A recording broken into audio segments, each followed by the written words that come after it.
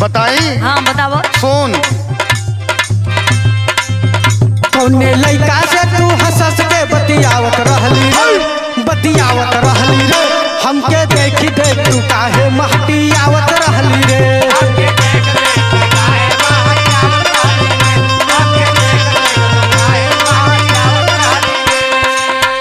अच्छा कलिया के बात करत हो का तू?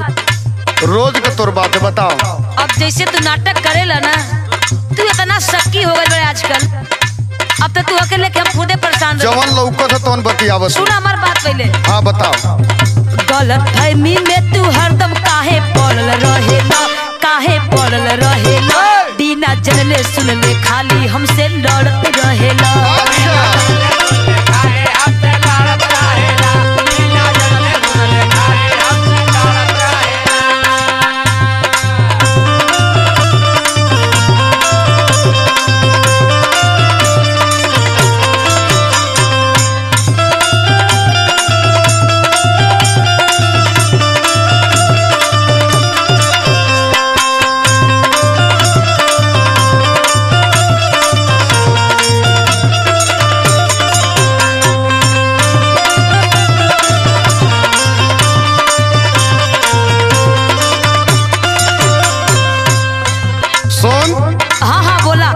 दिन भर का हम हाल चाल जानत है।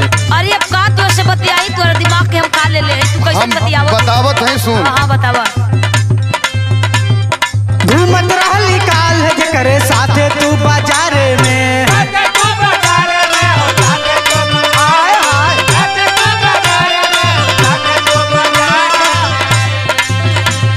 लागत रहे का तोर बताओ करे बारे में।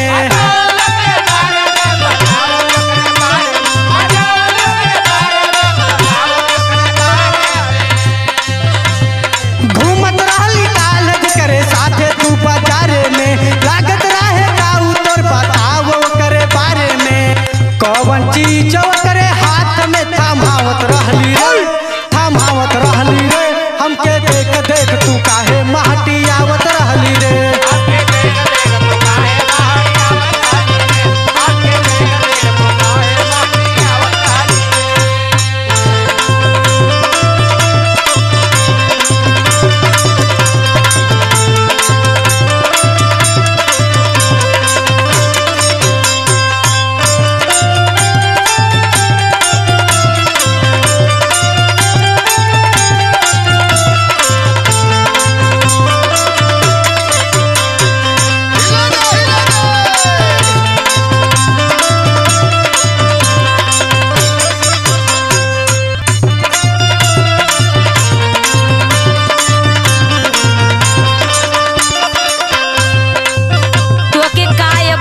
तू ऐसा पाप लगा दिया जवन लौकी तौने ने बताई। हाँ तू अब तक तू शक में खाली मरबा।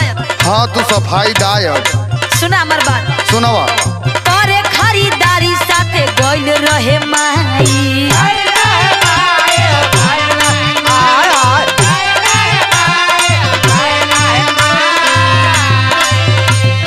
कोई रही जा मामा जी के लइका भेटाई। मामा के लड़का रहल बा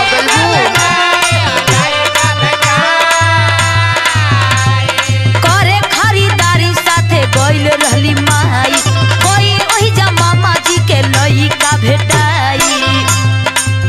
झूठे करन अनिल सक तू करत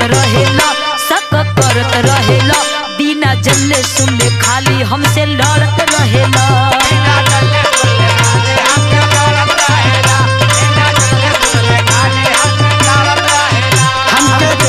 तू काहे महटियावत रहली रे, बिना जल्ले सुनले खाली हमसे लड़त रहेला। हमके देख देख तू काहे महटियावत रहली रे, बिना जल्ले सुनले खाली हमसे लड़त रहेला।